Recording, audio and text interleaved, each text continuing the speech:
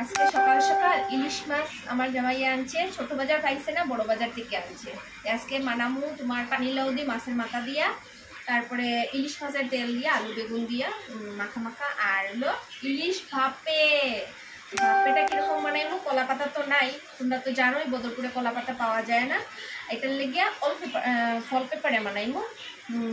তোমার এটা ইলিশটার মধ্যে দিছি, মানে মশলা দিছি, কাজু দিছি, শস্য, তারপরে পুস্ত আর নারিকেল বাটা আর কাঁচা লঙ্কা আর হলুদ, লবণ, সরষের তেলটা বেশি করে দিচ্ছি, দিয়ে এটা মাইকা লাইছি। বাকি এখন এটারে ফল করবো। দেখো কিরকম এখানে ফল পেপারে একটু তেল মাখছি, তেল মাখিয়া এটার মধ্যে মশলাটা ইয়ে করছি। হ্যাঁ, মেরিনেট করলে খুব ভালো হয়, কিন্তু মেরিনেট করার সময় নাই, এটার লেগে মেরিনেট করা হইল না।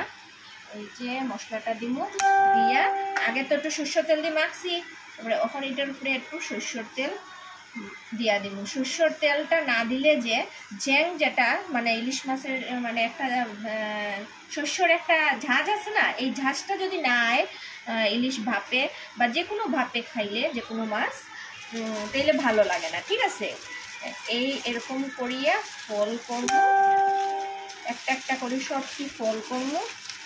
হ্যাঁ, এই যে করলাম ফল করিয়া, তারপরে এইরকম করবো। অ্যাকচুয়ালি আমার বাবা খাইতে চাইছিল, এটার লেগে আনা হয়েছে।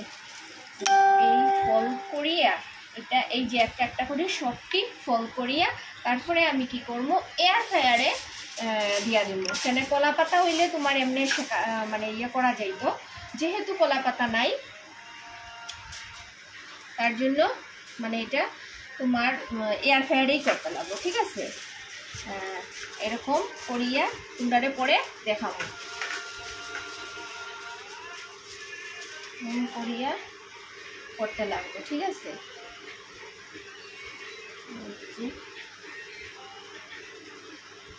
আজকে ইলিশ মাছের সাইজটা খুব ভালো আছে, টেস্ট হইব মাছটা।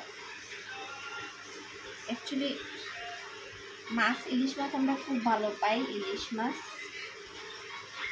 এরকম করিয়া ফল করবো সত্যি।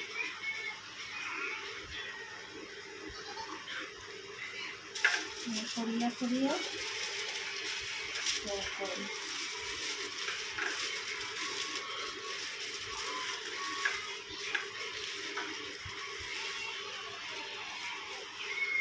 এই যে এরকম করিয়া ফল করিয়া এরকম সত্যি কম ভাপে করবো।